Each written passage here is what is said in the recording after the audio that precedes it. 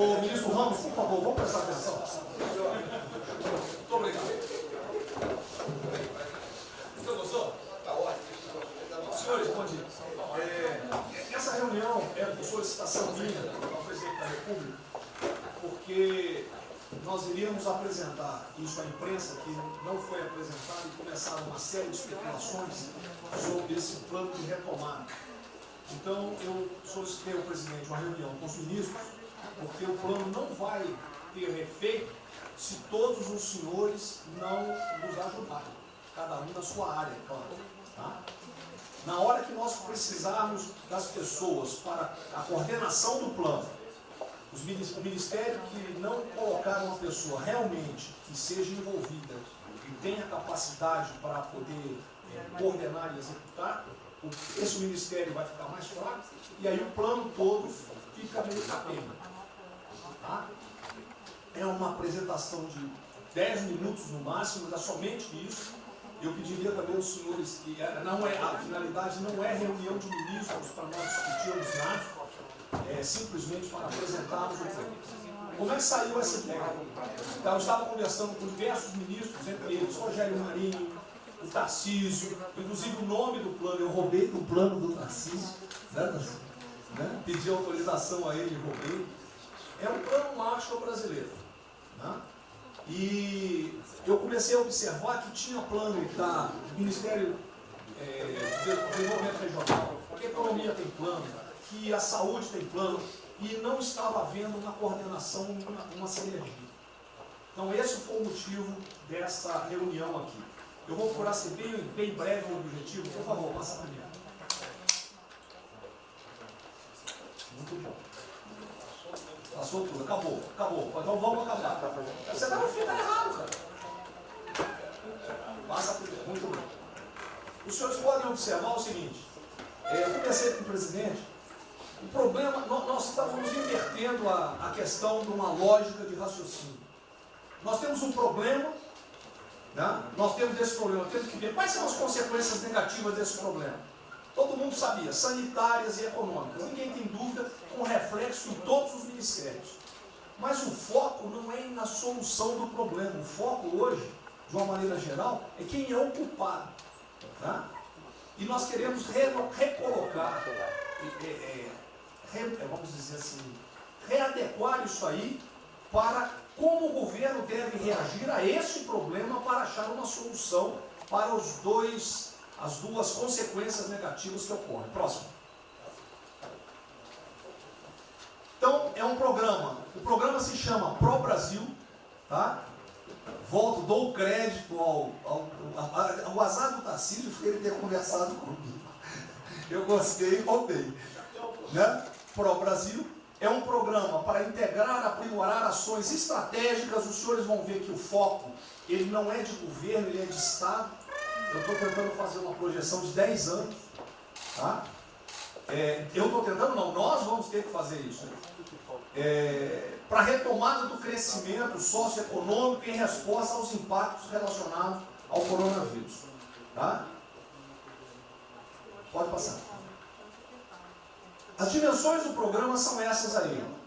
Tá? Ele pega um modelo de governança, ele busca melhoria da produtividade, investimentos estruturantes e ações estratégicas do setor público. Vai.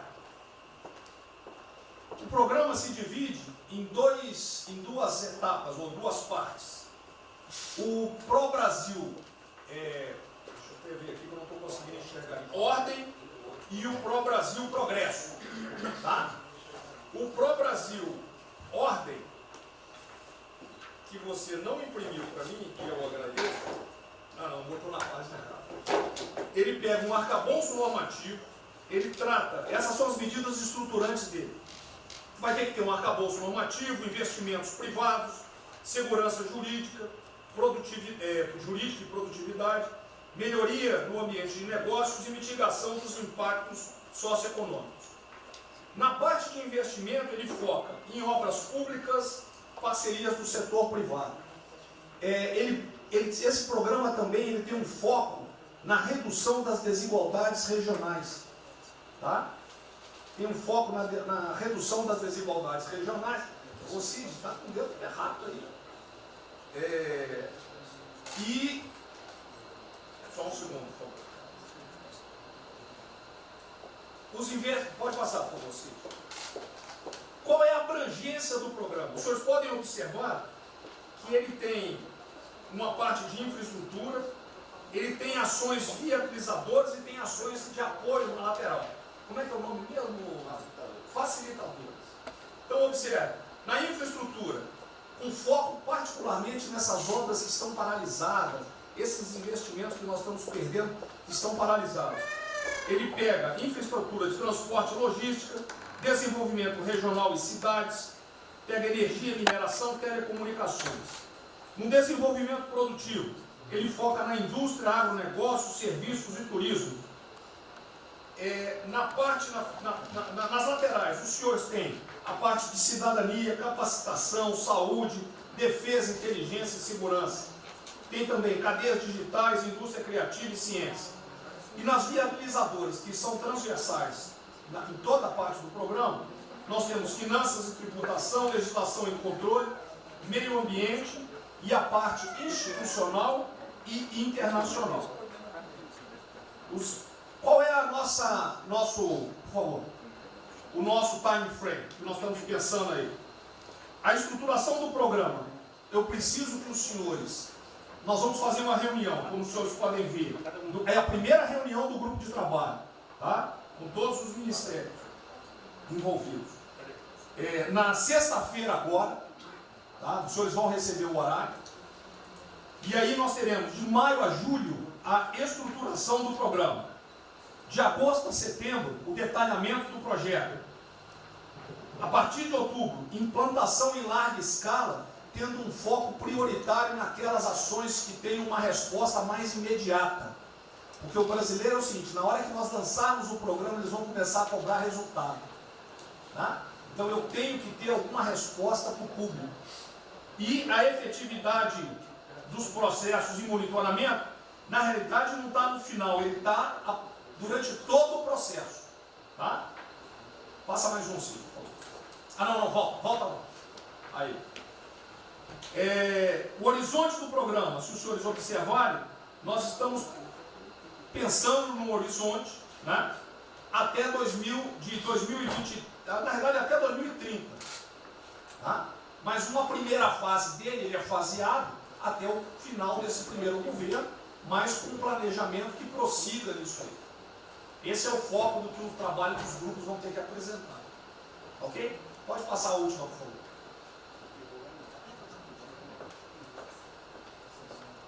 É sem som mesmo. Certo? Só um layout para os senhores. Então, na sexta-feira, eu solicitaria que os senhores, quando enviassem os representantes, esses representantes já viessem com uma noção dos programas ou do que os senhores pretendem dentro dos ministérios de vocês. Uma primeira ideia, e nós vamos partir disso para elaborar isso aí. O trabalho não será feito aqui é somente uma coordenação. Cada ministério vai fazer e nós vamos coordenar. O presidente era só isso. Vamos dar a palavra para o Guedes, com todo respeito aos demais, acho que é o ministro mais importante nessa missão. Eu queria fazer a primeira observação seguinte: não chame de plano macho que revela um despreparo enorme. Não, isso aqui foi só aqui agora. Então, quando se falou em plano macho, para o Brasil é um nome espetacular. 10, 1000. Plano macho é um desastre. Revela despreparo nosso. Plano macho, por exemplo, os Estados Unidos podem fazer um plano macho para nos ajudar. A China deveria financiar um plano macho para ajudar todo mundo que foi atingido. Então, a primeira linha da equação, a gente tem que tomar muito cuidado, é o plano pro Brasil. Nos fala plano mágico, é um desastre, vai revelar a falta de compreensão das coisas. A segunda coisa é o seguinte: é super bem-vinda essa iniciativa para nos integrarmos todos. Agora, não vamos nos iludir. A retomada do crescimento vem pelos investimentos privados, pelo turismo, pela abertura da economia, pelas reformas. Nós já estávamos crescendo. voltar uma agenda de 30 anos atrás, que é investimentos públicos financiados pelo governo. Isso foi o que a Dilma fez 30 anos. Então está cheio de gente pensando nessa eleição agora e botando coisa na cabeça de todo mundo aqui dentro. São governadores querendo fazer a festa, são às vezes ministros querendo aparecer, tem de tudo. E todo mundo vem aqui, vamos crescer, agora temos que crescer, tem que ter resposta imediata, o governo vai gastar. O governo quebrou. O governo quebrou. Em todos os níveis. Prefeitura, governador e governo federal. O que nós conseguimos fazer? Nós sinalizamos o contrário. Nós desalavancamos o banco público, reduzimos o endividamento, baixamos os juros e o Brasil ia começar a voar. Então, se a gente lançar agora um plano, todo o discurso é conhecido, acabar com as desigualdades regionais, na linha, claro, está lá, são os detalhes dele. É bonito isso, isso é o que o Lula e a Dilma estão fazendo há 30 anos. Se a gente quiser acabar igual a Dilma, a gente segue esse caminho. Então, eu acho o discurso bom, mas nós temos que tomar cuidado e reequilibrar as coisas. Não pode o ministro, para querer ter um papel preponderante esse ano, destruir a candidatura do presidente, que vai ser reeleito se nós seguirmos o plano das reformas suplementos originárias. Então eu tenho que dar esse recado, uma vontade de disposição, nós vamos ajudar tudo, mas nós não podemos nos iludir. O caminho desenvolvimentista foi seguido. O Brasil quebrou por isso. O Brasil estagnou. A economia foi corrompida, a política foi corrompida, a economia estagnou através do excesso de gastos públicos. Então achar agora que você pode se levantar pelo suspensório, como é que o governo quebrado vai investir, vai fazer grandes investimentos públicos? Tarcísio sabe disso, conversamos sempre. Tarcísio sabe quanto é que você consegue, Tarcísio, passar de 5 mil para quanto? Para 15, para 20, para 30? Multiplicou por 6. Quanto é que você consegue de investimento em concessões? 250. Tá certo? Então, ó, tem 100 bilhões vindo para saneamento, tinha 100 bilhões que viriam, as 17 maiores petroleiras do mundo viriam para a nossa seção onerosa, 100 bilhões de seção onerosa, 100 bilhões de mineração, 100 bilhões de saneamento, 230 bilhões de concessões, 500 bilhões. Cadê o dinheiro do governo para fazer isso? Não tem. Então quem está sonhando é sonhador. A gente aceita. Politicamente a gente aceita. Vamos fazer todo o discurso da desigualdade, vamos gastar mais, precisamos eleger o presidente. Mas o presidente tem que pensar daqui a 3 anos. Não é daqui a 1 ano, não. Tem muita gente pensando na eleição desse ano. É só a observação que eu farei. Eu estou fora de eleição só um minutinho. A ideia aqui, ninguém falou em investimento público por enquanto. Inclusive, nós falamos ali em investimento, falamos inclusive em investimentos privados. O que tem que acontecer é o seguinte: eu estou vendo um plano de pouca gente, nós temos que centralizar a imprensa, a economia, exatamente o que pode, o que não pode. Fundamental a coordenação. Até para isso na imprensa que está saindo. Que saiu na imprensa assim, plano Marshall e economia está fora. Quer dizer, alguém foi para a imprensa e falou, vendo o plano Marshall ali, a economia está fora. Quer dizer, enfraquecer o nosso discurso no momento desse é uma tolice, é um atentado contra nós mesmos. Questão da imprensa, eu acho que eu resolvi hoje na frente do Palácio 20 segundos. Eu não vou falar com vocês, que vocês não deturpam, vocês inventam e potencializam. Tem que ser o papel de cada um, não pode um sair daqui no cantinho, foi mais ou menos. Não pode falar nada, tem que ignorar esses caras, 100%. Senão a gente não vai para frente. Ele está sendo pautado para esses pulhas, o tempo todo jogando um contra o outro. É a Pedro Cristina contra mim, entendi. Não pode jogar a Pedro Cristina, joga ela contra mim, o tempo todo. Tá? Então, se a gente puder falar zero com a imprensa, é a saída. Bom, eu vou ser muito rápido aqui, general. Primeiro, parabéns. É fundamental esse processo de coordenação e de centro de governo. Nós precisamos ter isso cada vez mais aprofundado e com melhor qualidade. Segundo, eu quero, não precisa, mas eu quero me somar a essa visão do ministro Paulo Guedes, porque vamos lá. Nós recebemos o governo com 36 mil obras paradas. Oriundas da onde? Do PAC. Só para lembrar. O Abraão tem não sei quantas mil creches. 3 mil creches paradas que somam nessas 36. Então, O que nós trouxemos para o Brasil e como é que nós começamos o ano? Eu vou lembrar, presidente, o senhor sempre disse, é muito triste ver um brasileiro chegar no exterior e ser recebido com o manto da desconfiança. Pois nós passamos, Paulo Guedes, o ano todo, Tarcísio, Tereza, Bento, o nosso ministro Marcos Pontes e outros, andando pelo mundo e fazendo o quê? Vendendo o Brasil. Terminamos o ano, lembra do número, 482 bilhões de investimentos para os próximos 20 anos. Uma boa parte, mineração, petróleo, por aí vai. Recebemos 90 bilhões de bônus de outorga. Nós temos 10 bilhões de dólares do governo da Arábia Saudita que precisa definir onde é que vai votar. Mas o príncipe autorizou. São 50 bilhões de reais. A dinheiro de ouro. Então, eu tenho convicção de que nós temos que continuar fazendo o que a gente vinha fazendo. Ou seja, aprofundando a participação da sociedade. Nós temos uma coisa emblemática aqui, que é a Lei da Liberdade Econômica, que pela primeira vez na história do Brasil, desde que o Brasil é Brasil, o cidadão diante do Estado tem razão, até que o Estado prova ao contrário. Foi isso que fez os americanos, que há 200 anos atrás eram muito mais pobres do que nós, ser muito mais ricos do que nós.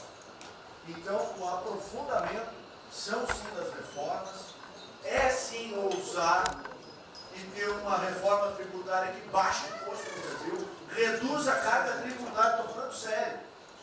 A gente nunca discutiu isso entre nós, mas isso tem que caminhar para isso. Por quê? Porque aí nós damos fôlego à iniciativa privada para que ela faça o que tem que fazer e nós vamos ser mediadores desse processo. Apenas. E sinceramente, eu acho que todo o nosso esforço nos próximos dias tem que ser como é que nós mantemos a nossa linha, porque nós terminamos o ano, ministro Ernesto, ministro Tarcísio. O senhor foi recebido na Federação das Indústrias Alemãs com um slide que mostrava a 163 para os caminhões atolados e a 163 pavimentado. E o presidente que coordenava aquele momento, eu estava lá lhe aguardando, voltando da Rússia, disse ao senhor, o que vocês brasileiros fizeram que nós não acreditávamos que vocês recuperaram a confiança e estão fazendo tantas transformações. Então, presidente, só para concluir, 100% nessa linha, mas que a gente não perca o foco original, porque por onde a gente estava caminhando, nós recuperamos a confiança externa e externa. Fomos acometidos de algo muito grave, que é uma doença, e que foi levado ao paroxismo da histeria, porque serve a interesse de muitos, os mais variados, eu não vou aqui detalhar. Mas, sinceramente, temos que rapidamente voltar ao que nós estamos fazendo, porque nós estamos no caminho certo, e a prova disso é que todo mundo voltou a olhar o Brasil como esse. Bom, eu vou partir do princípio que todos que estão aqui são bem intencionados e querem bem do Brasil.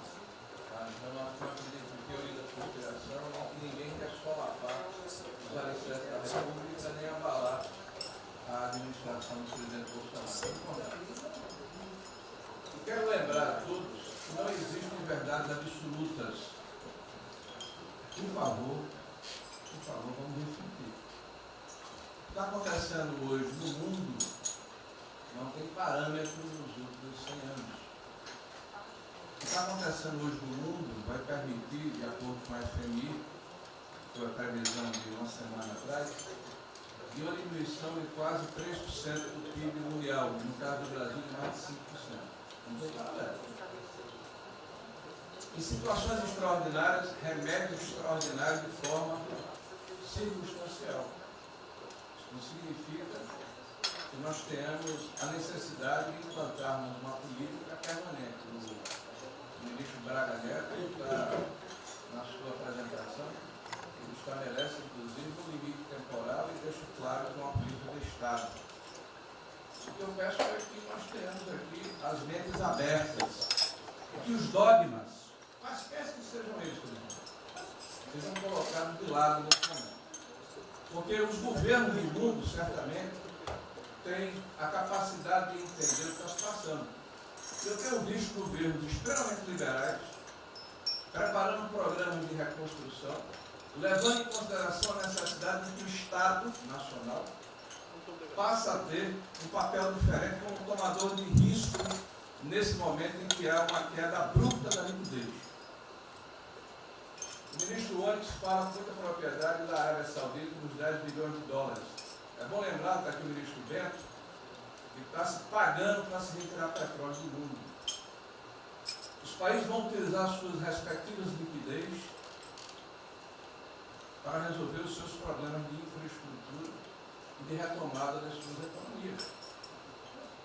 Nós temos que ter segurança jurídica, senhor presidente, respeito a contratos, senhor presidente, capacidade de alavancar recursos privados com a inversão de recursos públicos, sim.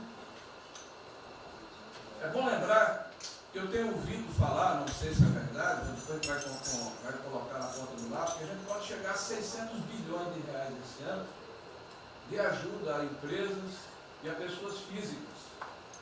Recursos do governo federal, fruto de endividamento do governo, desse governo, que vai terminar o ano com um déficit 4, 5, 6 vezes maior do que estava precificado no início do ano. Caiu um meteoro sobre as nossas cabeças. Então, por favor, nós não podemos começar a discussão com verdades absolutas e com dogmas estabelecidos ao longo de 100 anos, em função de uma catástrofe que se abateu sobre o mundo, e os governos de todo o mundo estão se debruçando sobre o assunto, entendendo que muda o papel do Estado.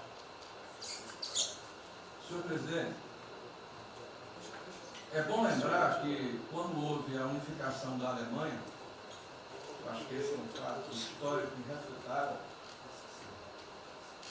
o Estado alemão entendeu e fez um pacto de que haveria necessidade de investir em capital humano e infraestrutura na Alemanha Oriental para diminuir desigualdades regionais. E esse é um pacto do Brasil. Essa pode ser uma catástrofe que vai nos afundar, ou pode ser uma onda para a gente surfar, uma alavanca para reparar o país. Todos os países do mundo estão submetidos ao mesmo processo. Vai depender da nossa capacidade de termos uma opção clara de que forma vamos sair desse problema. Se vamos gastar 600 bilhões de reais para resolver uma situação que é emergencial e todos reconhecemos que é necessária, e darmos segurança à população, no caso alimentar, para evitarmos o caos, para diminuirmos a mortandade das empresas, tudo bem, está correto, essa é a boa direção. Por que não 5, 6, 7% desse total, 10% desse total, em obras de infraestrutura? Por que não termos a capacidade de alavancarmos o emprego no momento em que a retomada, todos os economistas aqui reconhecem, vai ser muito lenta? Bom, eu só estou falando isso, presidente, para que nós possamos ter essa discussão sem dogmas, sem verdades absolutas, sem a preocupação de que as coisas continuam como eram antes. Não são como eram antes. Aqui e no mundo inteiro. É isso.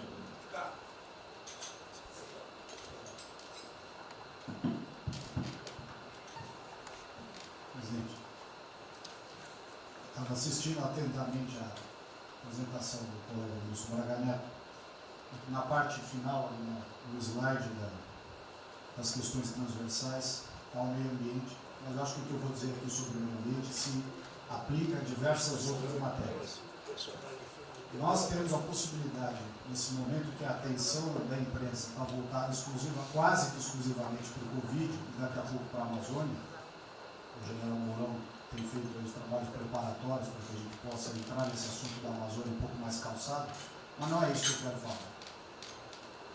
A oportunidade que nós temos, que a imprensa não está nos dando um pouco de alívio nos outros temas, é passar as reformas infralegais de desregulamentação, simplificação, todas as reformas que o mundo inteiro, nessas viagens que se referiu ao Mix, certamente cobrou dele, cobrou do Paulo, cobrou da Tereza, cobrou do Tarcísio, cobrou de todo mundo.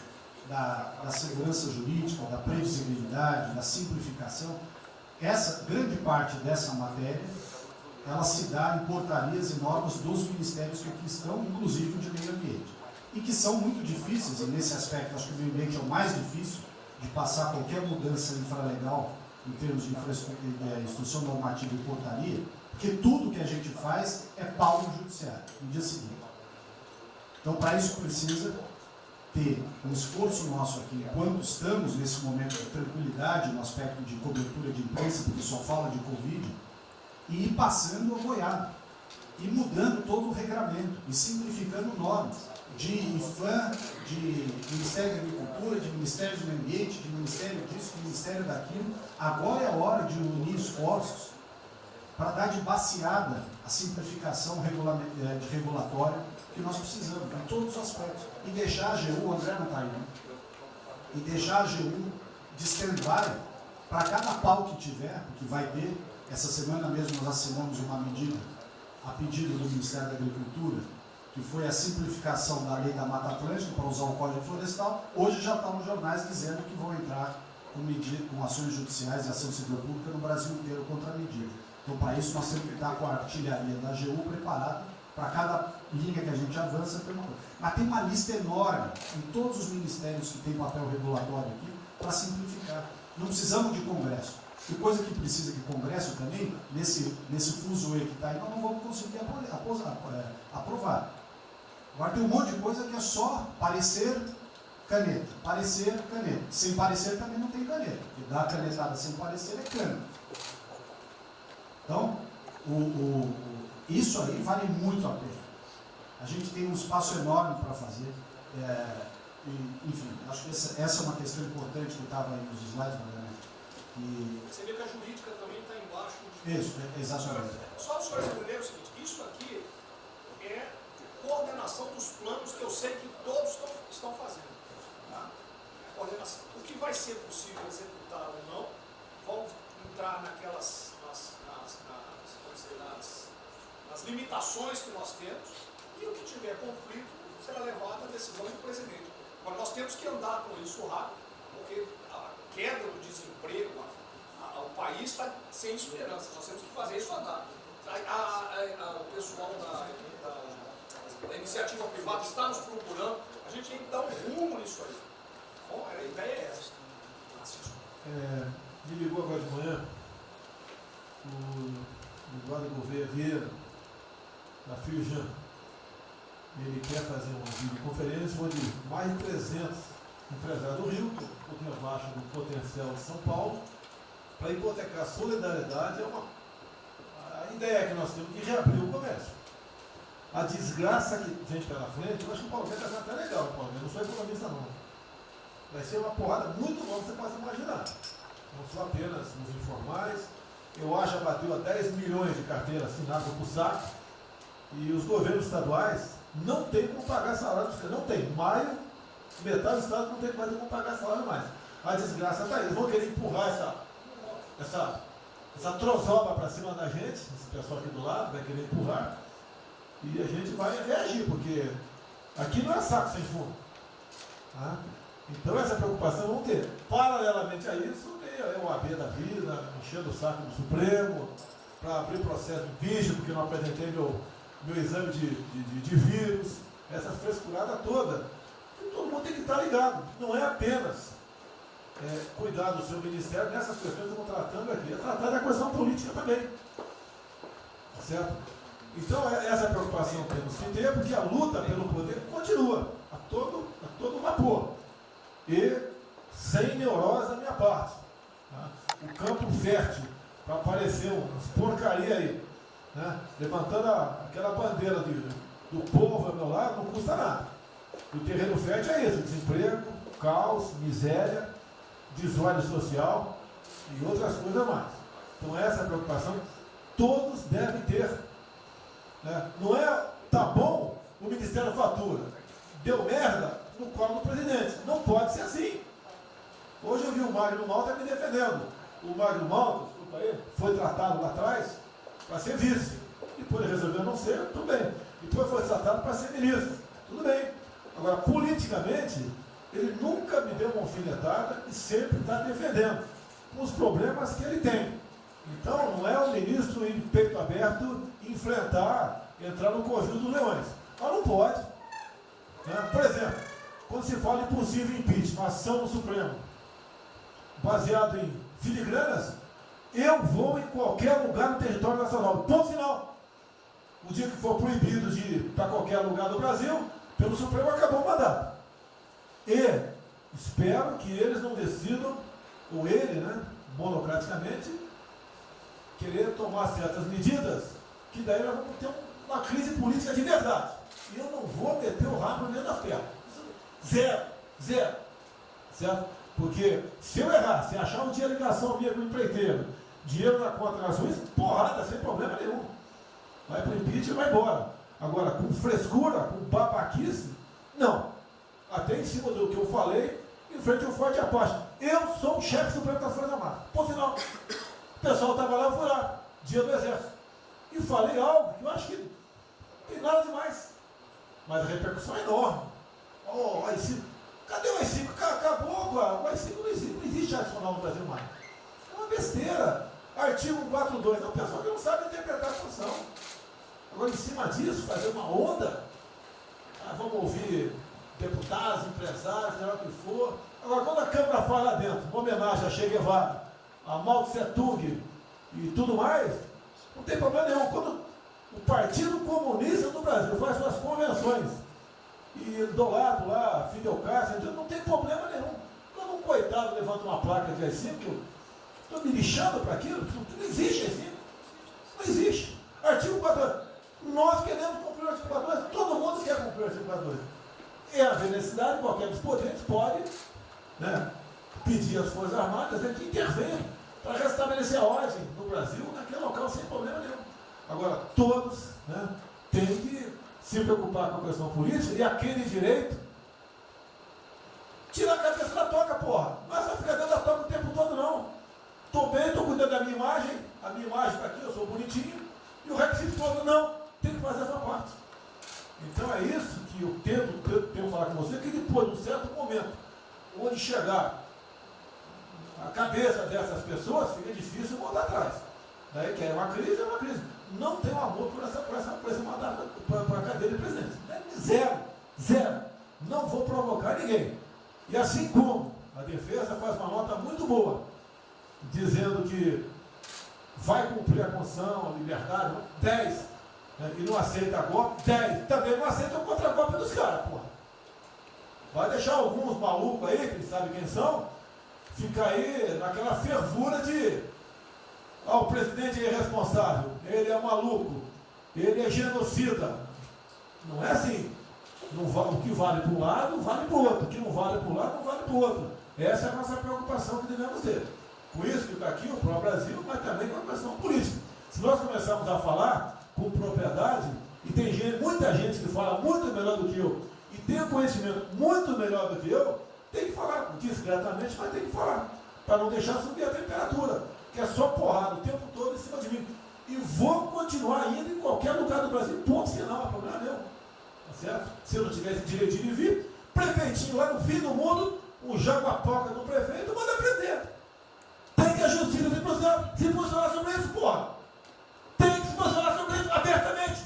Não admitimos prisão por parte do prefeito e o decreto. Tem que falar, não é ficar quieto. E quem direito aqui, todos têm que falar isso aí, não é só a justiça. Todos têm que falar. Não é ficar, toca o barco não e vamos em frente.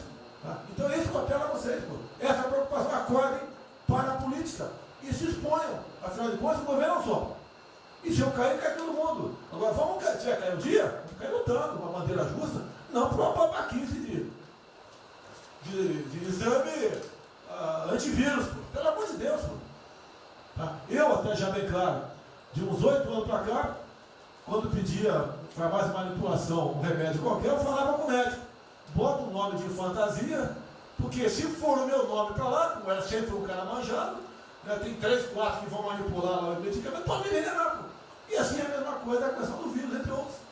De acordo com o interesse, o cara é negativo, ou dá positivo, depois que deu, vai para a contraprova, vai dar problema. E nós sabemos, tá certo, que nós temos um compromisso com a verdade. Eu jamais mentiria se não tivesse realmente um exame negativo.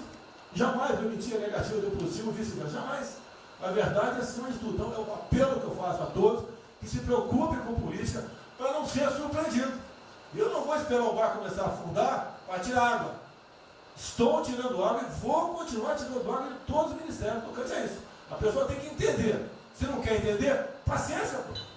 E eu tenho o poder e vou interferir em todos os ministérios, sem exceção.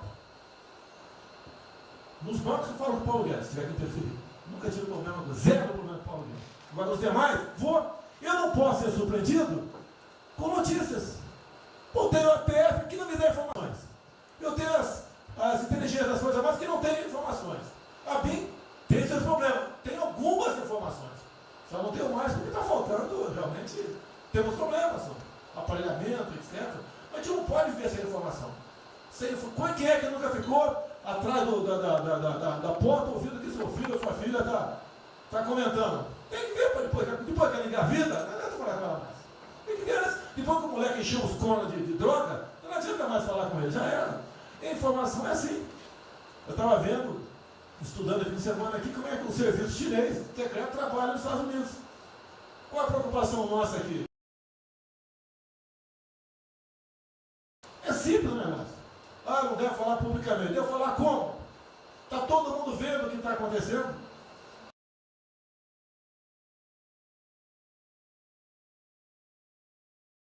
Tudo bem.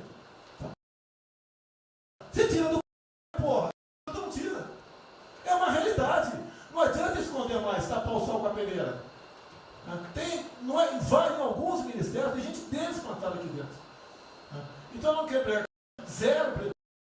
Precisamos dele para vender? Sim, isso precisa também de nós. Que se não precisasse, não estaria comprando a soja da gente, não. Precisam.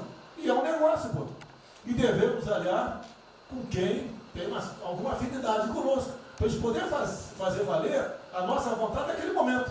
Não adianta se esconder aqui, depois tem um problema, daí liga para o tio, fala, pô, cara, você me ignorou até hoje? Você só não me chamou de imperialista, igual a esquerdalha e o FHC falava no passado. No resto, agora não dá mais. Então essa é a preocupação que temos que ter, a questão estratégica, que não estamos tendo. E me desculpe, o serviço de informações nosso, todos, são uma vergonha, que eu não sou informado. E não dá para trabalhar assim, fica difícil. Por isso, vou interferir. E ponto final, pô. Não é ameaça, não é extrapolação da minha parte, é uma verdade. Como eu falei, né? Dei os ministérios para os senhores, o poder de veto. Mudou agora, tem que mudar. E eu quero realmente governar o Brasil. Nós precisamos de todos aqui, como disse o Marinho, né? Aqui é o mesmo barco. Se alguém cavar no porão aqui, vai todo mundo para o saco aqui, vai todo mundo morrer afogado. Então é isso que a gente precisa, é pensar além do que tem que fazer internamente aqui. Quando eu explodi em metro, conversei com o Paulo Guedes. Desculpa a linguagem, é uma putaria em metro. Trocar tacógrafo, trocar taxímetro, botar chip na bomba de combustível, putaria, igualzinho a tomar 3 pinos. Está muito bem agora, a imprensa enfiou porrada. Botou um coronel. O coronel foi pelo hino. Eu ia botar um coronel, você vai ter uma formação. Tá? E assim nós devemos agir. Como estava discutindo agora, IFAM, está lá vinculado à cultura. Eu fiz a cagada em escolher, não escolher uma pessoa que tivesse também outro perfil. Uma excelente pessoa que está lá, tá? Mas tinha que ter outro perfil também. E vamos parar com o cabo no Brasil. Compara do Luciano Hang. Encontra lá um cocô petrificado de índio, para a obra. O que tem que fazer? Alguém no IFAM que resolva o assunto. E assim nós temos que proceder. E assim, cada hora, como eu falei da Tereza Cristina, que mudou a questão normativa, revocou a questão normativa, ajudou 400 mil pessoas no Vale do Ribeira, parabéns. Assim são outras decisões. A questão de armamento, tá? As questões de... por quê? Espera aí. Senhor ministro da Justiça, por favor. Foi decidido há pouco tempo que não podia botar algema em quase ninguém. Por que estão botando algema em cidadão que está trabalhando, ou mulher que tem praça pública, e a justiça não fala nada? Tem que falar, pô! Vai ficar quieto até quando? Ou eu tenho que continuar me expondo? Tem que falar, botar para fora, esculachar. Não pode botar algema. Decisão do próprio Supremo. E vão ficar quietos até quando? Fica humilhando o nosso povo, porque isso está crescendo. O pessoal fica apontando para mim, votei em você para você fazer alguma coisa. Votei em você para você tomar decisões, para você brigar. E é verdade. Eu estou me lixando com a reeleição. Eu quero mais que alguém seja eleito, se eu vier candidato, tá? Eu quero ter paz no Brasil, mais nada. Porque se for na esquerda, uma porrada de vocês aqui tem que sair do Brasil, que vão ser presos. E eu tenho certeza que vão me condenar por homofobia, 8 anos por homofobia. Ele inventa o racismo, como inventaram agora para o Von Traub. Desculpa usar a voz. Puta que eu pariu. O Von Traub pode falar uma merda do mundo, mas racista. Vamos ter que reagir, pessoal. É outra briga. Tem que ser um governo com altivez. Se expor, mostrar que nós temos o povo do nosso lado. Que nós somos submissos ao povo. Nós queremos realmente, é como disse, se não me engano, Margaret Thatcher, né? Ou Reagan, não sei, para ser conduzido pela porra brasileira, ponto final. Onde o povo está, vamos estar juntos. Eu não convidei ninguém para ir para frente do Forte Apache. Ninguém, zero. Estava na casa do meu filho, fiquei sabendo, vou para lá. A empresa está falando agora que não sei, 2 ministros militares aí não aceitaram meu convite. O dia que ou eu convido o ministro para o churrasquinho em casa, eu pago a missão. Eu vou pagar a missão. A missão foi absurda, o ministro falou, tchau, estou fora. Tá certo? Ou vai e fica puto, mas vai puto. E jamais eu vou pagar uma missão escrota para quem quer que seja. Nem no quartel fazer isso com o recruta, nem no quartel. Tá certo? Quem tirar o nosso convívio aqui, que é muito bom, partir para essa linha. Não estamos em desespero, nós estamos bem. Não somos acusados de desvio, de corrupção, nada, está zero. Temos problema pela frente. Vamos tentar solucionar. Eu tenho conversado com vários ministros. E vamos solucionar. Porque o destino do Brasil está na mão desse grupo privilegiado que está aqui. E eu não seria nada sem vocês. Vocês não seriam ministros sem eu. Duvido. Dificilmente eu tenha sido ministro se tivesse Haddad aqui. Eu duvido. Podia aceitar por alguns dias, né? Depois ver a sacanagem que ia ser. Não ia ser diferente do que foi os 2 anos anteriores do PT. Né? Ia pedir para sair. Então, um apelo para vocês. Todo mundo se preocupa com o futuro do Brasil, com a questão política. Criticar um ato de uma pessoa ou outra não é criticar o Congresso ou de criticar o Supremo Tribunal Federal. Quem não ficou revoltado, o Moro ficou revoltado com a liberdade desse pessoal. Por causa de vírus, botou esse estuprador para fora. Imagine ter estuprado uma filha nossa, um filho da puta desse posto de liberdade. Nós temos que colocar no lugar dessas pessoas, desse pai que tinha sido estuprado, aí o vagabundo foi posto na rua. Com a decisão, foda-se quem seja, tem que jogar pesado em cima disso. Não é um desabafo, pessoal, é uma realidade. O nosso barco está indo, mas não sabemos ainda, no momento, dado o último caso, vírus, para onde é nosso barco. Pode estar indo em direção ao iceberg. A gente vai para o fundo. Então vamos se ligar, vamos se preocupar. Quem de direito se manifesta com altivez, com palavras polidas, tá? Mas tomar uma posição. Porque não pode tudo veio para a minha retaguarda, tudo. Tá? E vocês têm que apanhar junto comigo. Logicamente, quando tiver motivo para apanhar. Ou motivo para bater.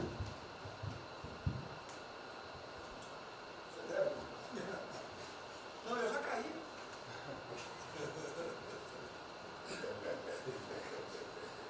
Ministro Moro, por favor.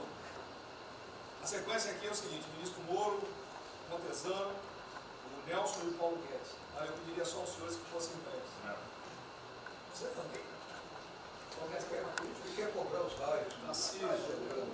Depois do Bem, a primeira questão do plano ali que foi apresentado, fica aqui o registro do meu elogio, certo que ele tem que ser preenchido aí nos detalhes, existem as questões econômicas a ser resolvidas lá pelo Ministério da Economia, a ser trabalhado também com as outras áreas econômicas. Só faria uma sugestão aqui, ministro, se pudesse colocar desde logo, em algum momento desse plano, alguma referência importante também à segurança pública e a controle da corrupção. Foram 2 temas centrais, né, nas últimas eleições, e são 2 temas que, embora, claro que o plano vai ficar sujeito aí ao detalhamento necessário, mas acho que é importante ter uma referência inicial para não parecer que nós estamos descurando desses aspectos específicos. Nós não entramos em detalhes, porque isso aqui, os senhores viram que todos os ministérios praticamente se responderam. Isso aí, para mim, viria no detalhamento do ministério. Mas eu acho que politicamente cabe. Não, sim. Não, eu entendo que cabe no detalhamento, mas acho que uma referência. Bom, a gente vai né, seria interessante. Tem que apontar também que foi uma vitória do governo, do presidente. No ano passado houve uma queda expressiva desses principais indicadores criminais. Isso, embora seja mais vinculado com a questão da vida e segurança das pessoas, também é um fator importante para o investimento econômico, para também melhorar o ambiente econômico. E o controle da corrupção também é pressuposto. Né? Então, faria exclusivamente essa sugestão específica. Muito obrigado. Já está anotado. Montezano, Ministro, primeiramente, parabéns. Acho que é um momento oportuno para a gente começar a falar do dia seguinte. O próprio ministro Guedes, nas discussões que temos tido nas últimas semanas, tem nos orientado. O BNDES foca na reconstrução, foca no dia seguinte, porque a crise de saúde vai demorar alguns meses e a reconstrução muito mais meses do que isso. Então é muito oportuno a gente já começar a discutir isso. Segundo, aqui eu subscrevo as palavras do ministro Salles. O que a gente tem observado nos projetos e concessões, etc., uma parte crítica, essa legislação para o funcionamento da máquina pública. É um momento muito oportuno para a gente aproveitar isso. Isso faz uma baita diferença no preço de um projeto, na velocidade, faz muita diferença. Então, subscrevo aqui as palavras do ministro Salles. E por último, ministro, quando eu assumi o banco em julho, o banco estava montado como uma fábrica de empréstimo. O banco, durante 15 anos, foi uma fábrica de empréstimo. De julho até hoje, a gente fez uma reestruturação completa no banco, montando o que eu acredito hoje ser já o maior banco de investimento do Brasil em pessoas, e um banco de investimento de serviços focado em planejamentos econômicos setoriais e estruturação de projetos. Tá? O banco já está atuando dessa forma. Temos um vasto conhecimento setorial, um vasto conhecimento de planejamento, já está rodando a contento, e esse BNDES de hoje se parece muito mais com o BNDES de 20 anos atrás, que era o BNDES que planejava e estruturava esses projetos no Brasil. Então eu queria colocar aqui à sua disposição, que nos use, estamos a serviço. Então o que o senhor achar adequado, razoável, tanto no fornecimento de informações, mas como também nesse planejamento, na coordenação, temos já um modo operante, uma estrutura que é plug and play.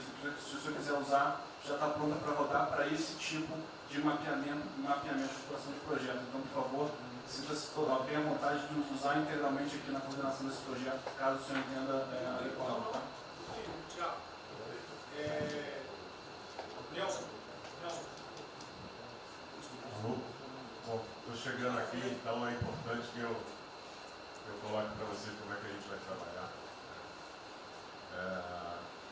A saúde é fundamental, porque enquanto a gente não mostrar para a sociedade que a gente tem o controle da doença, da saída dela, qualquer tentativa econômica vai ser ruim, porque o medo vai impedir que você trate a economia como uma prioridade. Então, controlar a doença hoje é fundamental. E controlar a doença não significa que a gente vai curar a doença em uma semana, mas que a gente não é um barco a deriva e que a gente tem uma estratégia para trabalhar essa doença. Então, são três coisas que a gente vai trabalhar. Primeiro, a informação, para entender o que é a doença, qual é a evolução dela, como é que está a infraestrutura para cuidar da doença. Porque um dos grandes problemas que a gente tem hoje, se a gente olhar o Brasil hoje, ele é um dos melhores países em número em relação à mortalidade. O que assusta é você ver que o hospital não consegue atender, a gente no frigorífico, a gente está abrindo cofre em algum lugar para enterrar, e isso traz medo. E o medo impede que qualquer outra atividade tenha sucesso. Porque enquanto isso não for sanado, o restante vai ter muito pouca chance de ser comprado pela sociedade. A segunda coisa é estruturar a operação de cuidado. Então a gente vai investir em logística, vai investir na parte de compra e tentar melhorar o processo. Por quê? Porque se eu tiver os hospitais funcionando, eu vou ter os pacientes tratados, eu não tenho a sensação da crise, o medo melhora e o restante pode entrar. E a terceira coisa é a gente deixar claro um programa de saída do isolamento e do distanciamento. Não é que vai sair amanhã, mas a gente tem que ter um planejamento. Porque aí a gente realmente mostra que a situação está na nossa mão. Pode ser que demore um pouco, mas a gente está controlando esse processo, que a gente não está sendo um barco à deriva. Então, basicamente, eu queria falar para vocês dessa forma como a gente vai tratar, e a gente vai estar interagindo com todos os ministérios que forem necessários, para que isso aconteça da forma mais rápida possível. Basicamente é isso. É um prazer estar aqui com vocês. onde eu liguei para o diretor-geral da Polícia Rodoviária Federal. Chegou ao meu conhecimento uma nota que era dele sobre o passamento de um patrulheiro. E ele enfatizou que era por 2019. Eu liguei para ele, por favor. O que mais? Ele era obeso, era isso, tinha comorbidades. Mas ali na nota dele só saiu Covid-19. Então, vamos alertar aquele direito do respectivo ministério, pode botar Covid-19, mas bota também, fibrose, um montão de coisa, não pensa esse negócio, tem um montão de coisa lá. Para exatamente não levar um medo à população. A gente olha, morreu um sargento do exército, por exemplo. A princípio é um cara que está bem de saúde, né? Um policial federal, né? Seja lá o que for. E isso daí não pode acontecer. A gente pede esse cuidado dos colegas, né? Aquele direito do respectivo ministério, que tem alguém encarregado disso, né? Tomar esse devido cuidado para não levar mais medo ainda para a população. Você perguntou, aí perguntou quanto tempo levaria para mostrar o plano, alguma coisa. Eu acredito que. Não, nós já conversamos hoje. Não, nós já conversamos hoje sobre isso. O COP está montando junto com a saúde. Tá? Eu não posso dizer. A gente está trazendo recurso para poder acelerar esse processo, porque a gente está correndo muito tempo. Enquanto a gente não conseguir controlar a percepção que a gente hoje tem condição de cuidar das pessoas, vai ser difícil. Né? E o problema da doença é que você pega um sistema que, se você falar em eficiência, os hospitais têm que ser eficientes. Então, quando você fala em eficiência, você vai quase no limite do cuidado. Você não tem sobra, você não tem gordura. Quando você pega uma doença que chega, que é muita gente ao mesmo tempo, você não consegue ter agilidade para preparar o sistema para cuidar dela. E a gente tem um problema adicional que a gente tem que tomar cuidado, que é o seguinte: quando você tem os hospitais com você tem muita gente falando de Covid, mas os hospitais estão diminuindo muito o atendimento, o que significa que eles vão ter problema financeiro. Se isso prorroga, esses hospitais vão ter cada vez mais dificuldade. Você vai poder ter um hospital mais sucateado, um hospital fechado. O que está acontecendo hoje? Vamos botar em números hoje. A gente tem 4 milhões de pessoas hoje com a Covid. O Brasil hoje tem 212 milhões de pessoas. Tem 208 milhões que não estão tendo a atenção necessária. Você tem câncer, cardiovascular, isso tudo está represado, a demanda é reprimida. Quando você controlar a Covid, o não Covid vai chegar com tudo. Você pode pegar uma estrutura sucateada. Aí você só vai transferir o problema de medo, que vai ser o medo da Covid e o medo da não Covid. Então a gente tem que estar preparado para isso tudo. Então não é só trabalhar o curtíssimo prazo, a gente tem que preparar para essa segunda fase que vai chegar também. Isso tudo a gente está fazendo, só para vocês saberem que a gente está pensando nisso tudo, só para vocês saberem que está tudo trabalhando. Por favor, o ministro Tarcísio, eu pediria aos senhores que fossem bem breves. Não, já não temos aí.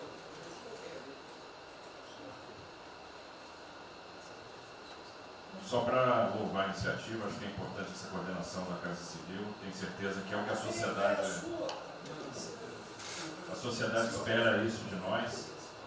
A boa notícia é que a gente vem conversando com os investidores, eles estão interessados no nosso programa de concessão. Claro que a gente vai ter que ajustar alguma coisa nos projetos em função da percepção do nível de risco.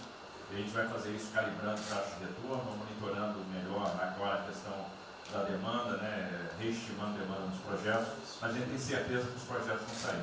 Qual o cuidado que a gente tem que ter? A gente fala em 250 bi de investimento, só que concessão funciona o seguinte: o que a gente contratar agora vai gerar investimento em 2023, 2024, não é imediato. E a gente vai precisar de fazer alguma coisa imediata, e aí tem que ter a inteligência, porque também não adianta. Isso, me dá lá 30 bi por ano, não vou gastar, eu não vou usar. Eu não vou ter condição de usar isso. Né? Porque nos períodos altos lá que a gente executou mais, a gente consegue ali ter uma capacidade operacional de executar 13, 14 milhões máquinas. E a gente já tem 8 de orçamento por ano. Então, no final das contas, a gente fazendo as contas e vendo o que nós já temos de projeto pronto, o que é necessário, que agrega valor imediato. É um 35 Maranhão lá, que leva a safra para o Porto de Itaqui, que se acabou. Ali eu posso fazer uma intervenção imediata. E o que a gente vai falar? Estou falando de pegar os 8 que a gente tem e agregar mais 3, mais 4. É essa a conta. Eu acho que isso é realmente necessário para gerar emprego, para dar a resposta que a sociedade está querendo e conjugando isso com investimento privado. As duas coisas têm que andar juntas, né? E aí nós vamos dar um bom retorno. A gente está vendo aí o esforço que o BNDES está fazendo, a gente está fazendo um trabalho magnífico, trazendo o banco, trazendo o privado, o sindicato de bancos, para assumir uma responsabilidade que é deles também. O Banco Central injetou um monte de liquidez aí no sistema, para o dinheiro não ficar empossado, e aí preservando o caixa para atuar, né, nesses projetos de estrutura que vai ser fundamental. Então, eu acho que é essa linha que nós precisamos ter, né? E tivemos aí dois caras aí na história recente que pegaram terra arrasada e entraram para a história. Um foi o Roosevelt, o outro foi o Churchill. O terceiro vai ser o Bolsonaro.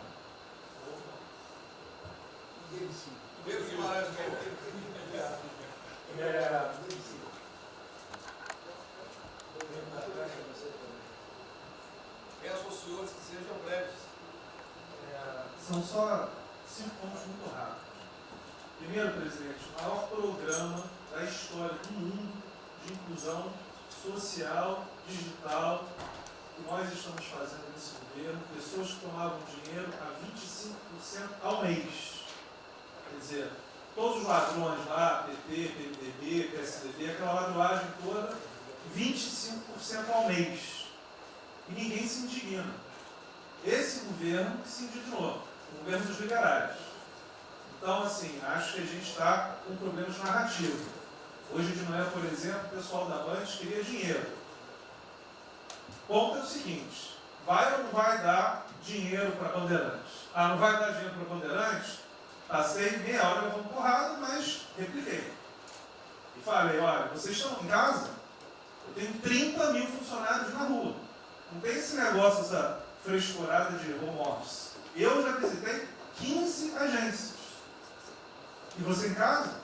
Aí o pessoal ficou um pouco mais calmo. Quer dizer, eu posso ter 30 mil brasileiros nas agências lá. Sabe quantas pessoas a Caixa está pagando hoje? 7 milhões de pessoas. E todo mundo home office. Que porcaria é essa? Desculpa o meu ponto, presidente. Quando o senhor falou, eu vou me emocionar. O Luiz Lima, que nadou com meu pai, foi atleta olímpico, teve a esposa e a filha de 14 anos presa ontem, no Camburão. Que porra é essa? Desculpa. Que porra é essa? O cara vai pro Camburão com a filha, que se fosse eu, ia pegar minhas 15 armas e ia dar uma... Eu ia morrer. E se a minha filha fosse pro Camburão, eu ia matar ou morrer. Que isso? Estava nadando, é uma atleta olímpica. Você tira a pessoa está nadando com 14 anos. Eu tenho uma filha Maria de 14 anos. Se a minha filha fosse pro Camburão, ou eu matava ou morria. Que isso? E a esposa do Luiz Lima nem usou o fato de ser esposa do deputado federal. Mas assim, foi calado, saiu é calado. aquele governador roubando para direito, está tudo quanto é lado. Então o governador rouba, aí ele sai prendendo todo mundo e fica tudo isso por isso mesmo. Aí a gente faz o maior programa da história da humanidade de inclusão de pessoas que recebiam 25% ao mês, cobrado. PSDB, PT, PMDB, aquele grupo todo. Na hora de privatizar, todo mundo, com 200 milhões, 300 milhões, tem vice-presidente da Caixa que eu expulsei, dos 120, 105 eu tirei. E se o senhor precisar, obviamente, meu chefe, o ministro Paulo Guedes, ele decide. Não tem problema. Inclusive, porque o que acontece? Se roubar, eu vou ligar para o ministro Moro para prender. Agora, se precisar de uma diretoria, não sei o quê, desde que sejam honestos, o ministro Paulo Guedes ele decide, etc. Mas dos 120, eu tirei 105. E na Caixa, não tem desonestidade, até onde eu saiba. Mas, assim, eu acho que a gente está levando muita porrada, presidente. E, de novo, não estou dizendo de mim aqui, não, só leva porrada. Agora, tem limite. Desculpa, todo lugar que eu vou, as pessoas normalmente são educadas. Mas a paciência chega no limite, obviamente não dessa maneira, eu acho que tem um ponto. Nós estamos emprestando 154 bilhões de reais, mas só um ponto que eu acho importante, Tarcísio é super meu amigo e ele é muito esperto. Qual que é o grande ponto que a gente tem que evitar? O cara está quebrado, já estava quebrado antes e quer lançar uma lesinha. Então, assim, claramente tem que ajudar, eu concordo. Tanto que nós emprestamos 43 bilhões de reais para o segmento imobiliário. 1,5 milhão de pessoas deixaram de ser demitidas. Agora não é para todo mundo, não. Aquela empresa que já estava quebrada antes, por que a gente vai dar uma lesinha? Então, este ajuste fino é importante, os bancos têm que fazer. Por quê? Último ponto que eu falo. Já estou sendo processado também, nós dois juntos para a cadeia, por causa do auxílio emergencial. Sabe o que tem? Tem gente do TCU dizendo que a gente está ganhando muito e tem gente dizendo que a gente está ganhando pouco. Ferrou. Ou seja, tem gente querendo me prender porque está dizendo que a gente está ganhando muito. E tem gente querendo me prender, que são aqueles caras lá que estavam antes, ganhando pouco. Vão acabar sendo presos, mas o que a gente não vai fazer? Deixar 30, 40, 50 milhões de pessoas passarem fome. Então, é só o meu recado dizendo o seguinte: a Caixa, o Banco de todos os brasileiros. Poxa, a gente está com 30 mil pessoas. Eu passo ligando 45 pessoas na Caixa que tiveram coronavírus. 2 faleceram, um, na verdade, com 70 anos já estava aposentado, e outro. A pessoa, eu chorei mais do que a pessoa, a mãe. Uma pessoa em 30 mil que estão o dia inteiro. E eu já falei para minha esposa, se tiver qualquer coisa, eu vou tomar 1 litro de hidrocloroquina, aquelas coisas todas. Então, assim, eu acho que a gente está, só o último ponto, numa questão de histeria coletiva. Quer dizer, eu posso ter 30 mil funcionários da Caixa pagando 7 milhões hoje, 2 milhões na segunda, ontem a gente abriu 800 agências, vamos abrir no sábado, no domingo, 2 horas antes. Então, o que a imprensa quer? Que você pague e dane-se os funcionários da Caixa. Mas se morrer 2, Jornal Nacional, presidente Bolsonaro e presidente Pedro, irresponsáveis porque abriram. A gente só vai levar porrada. Agora, realmente, meu ponto é inaceitável, foi a primeira vez que aconteceu. Eu conheço a Milene, Romine, atleta olímpico. Quer dizer, um atleta olímpico, a esposa atleta olímpica, a filha de 14 anos no camburão. Eu não sei se eles botaram lá atrás ou no meio. E aí você solta o estuprador, então acho que realmente tem uma questão. De novo, eu quero só reforçar uma coisa. O ministro Moro, em um dia, resolveu um problema muito importante. Muito obrigado, ministro. O que aconteceu?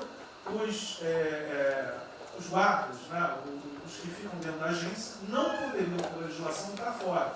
O que aconteceu? O ministro, 5 horas, resolveu o problema.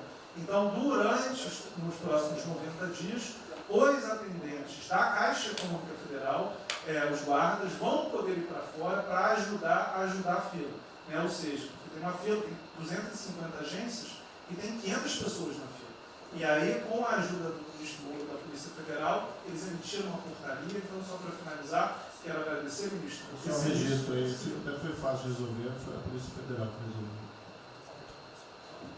Ministro Ernesto, por favor. Volta a pedir que sejam breves.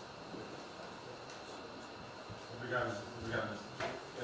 Rapidamente, sobre o plano. A dimensão internacional do plano, evidentemente, é fundamental, já está bem contemplado. Eu queria mencionar o seguinte: eu acho que é fundamental que essa dimensão internacional não seja simplesmente uma adaptação nossa ao cenário internacional, mas que ela leve em conta a capacidade que o Brasil hoje tem de influir no desenho de um novo cenário internacional.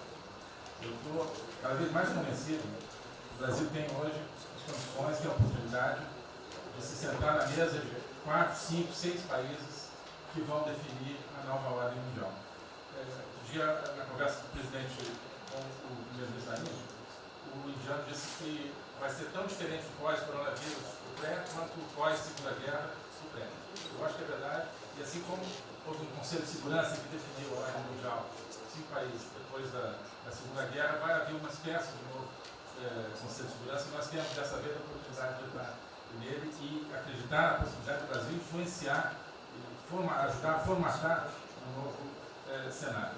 E esse cenário, acho que tem que levar em conta o seguinte: estamos aí revendo os últimos 30 anos de globalização. Vai haver uma nova globalização. O que aconteceu nesses 30 anos? Foi uma globalização cega para o tema dos valores, para o tema da democracia e da liberdade. Foi uma globalização que a gente está vendo agora, criou um modelo onde no centro da economia internacional está um país que não é democrático, que não respeita os direitos humanos, etc. Essa nova globalização acho que não pode ser cega. Tem que ser uma globalização, tem que ser uma estrutura que leve em conta, claro, a dimensão econômica, mas também essa dimensão da liberdade e do valor. E da mesma maneira, acho que o plano está apontando para isso, na nossa dimensão nacional, também não pode ser um plano cego para essas dimensões daquilo que nos traz, né, que traz o projeto do presidente, que é não simplesmente a eficiência, a pujança, o crescimento econômico, mas a liberdade, o combate à corrupção, a reinvenção do Brasil livre, dessas mazelas que nós pensamos. Obrigado. Obrigado, ministro. Roberto Campos. É o último que colocou. Não, é bem rápido. Eu só vou voltar na história. Vou voltar aqui numa história breve, que é lembrar que no fim do governo Dilma a taxa de juros era 14,5%, a curva, mas a taxa longa era 20%. E aí quando a gente olha o que aconteceu e o que proporcionou a taxa de juros cair, é interessante, porque teve um dia, 18 de agosto, saiu uma manchete no jornal e todos os elementos apontavam que ia ter o teto de gastos. Naquele dia, a curva de juros começou a cair e foi quando depois o presidente do Banco Central anterior começou a cair os juros. Ele caiu os juros até o nível de 6,5, estabilizou, teve a incerteza das eleições, com a incerteza do PT poder voltar, a taxa piorou. Depois, curiosamente, quando o mercado entendeu que ia ter a Previdência, foi quando abriu espaço para colocar os juros novamente. Então, a razão dos juros ter ido de 14,5, 15, 20 para o que está hoje foi o fato da sociedade e do mercado ter entendido que o governo ia ter disciplina em relação às contas públicas. Isso a gente não pode esquecer. Tá? Me permite, Roberto, então você está dizendo aí que não só a Selic tem como uma taxa longa, nós devemos basicamente a PEC do teto, é isso? Isso. Estou dizendo exatamente isso. E depois também a Previdência. Então, dito isso, eu acho que é importante a gente passar essa mensagem. Um outro tema só, aí em relação ao plano, 3 pontos só que eu acho importantes. A gente tem feito reuniões entre os banqueiros centrais de vários países do mundo, quase todas as semanas. Eu acho que tem 3 pontos que são importantes. Primeiro, existe um consenso hoje que o mundo privado está com muito medo de tomar risco. Então, que não vai ter como ter uma saída rápida sem que o governo não entre de alguma forma tomando risco. Porque o mundo privado está com medo de tomar risco pelo fator medo. É o fator que o doutor me ensinou, que eu acho que é muito importante. Se amanhã você permitir todo mundo no estádio de futebol com o jogo, será que todo mundo vai sair de casa e vai? Qual é o fator medo? E o fator medo é interessante, porque quanto mais informação você tem, mais medo você tem. Porque a mídia joga medo. Então você tem hoje uma classe mais alta que tem mais medo que a classe mais baixa, exatamente porque ele tem mais acesso à informação e a informação enviesada. Então, o primeiro ponto é esse como tomar risco. O segundo ponto rápido é um tema que eu acho que está muito crescendo também, crescendo bastante, que é a análise, que a gente chama de análise intertemporal. Quando você faz uma ajuda, quando o governo faz um gasto, geralmente acontece 2 coisas. Ou você bota fundo perdido, ou seja, esse gasto não vale nada, e aí vai ter um reflexo na economia, na taxa de juros, ou as pessoas exageram falando esse gasto vai ser multiplicador. Provavelmente não é uma coisa nem outra. O que eu acho que falta de analisar os gastos do governo é o quanto desse gasto que eu recupero lá na frente, via preservar empregos, via manter uma empresa viva, que ia morrer. Então, eu acho que falta análise completa do gasto. O gasto nunca é fundo perdido. Também ele nunca é muito multiplicador. Ele é um meio do caminho de uma coisa e outra. E o que eu acho que falta é a análise de eu vou gastar tanto e esse gasto vai ter essa efetividade. Por exemplo, existe uma percepção do mercado que dinheiro para governador e prefeito é dinheiro jogado fora. Pode ser que seja mentira, mas existe essa percepção hoje.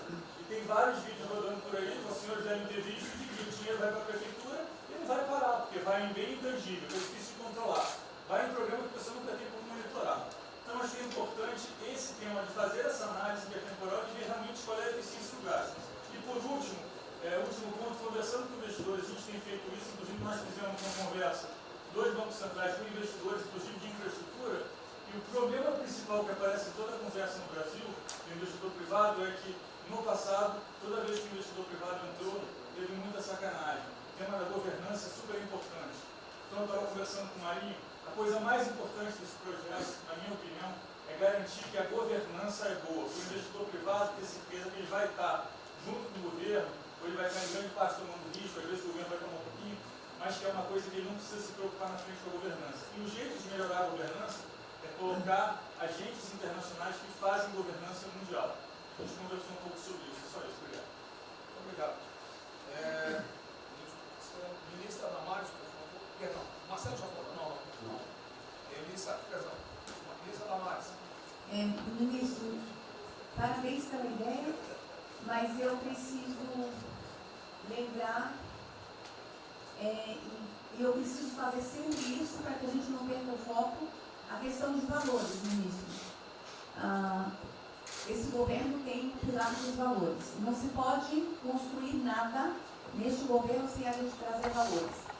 Nós estamos sabendo, e a gente está falando o tempo todo, que nós não seremos mais os mesmos depois dessa pandemia. O mundo não será mais o mesmo, o nós não seremos mais o mesmo, e nós vamos ter que fazer uma revisão de políticas públicas no mundo todo e no Brasil.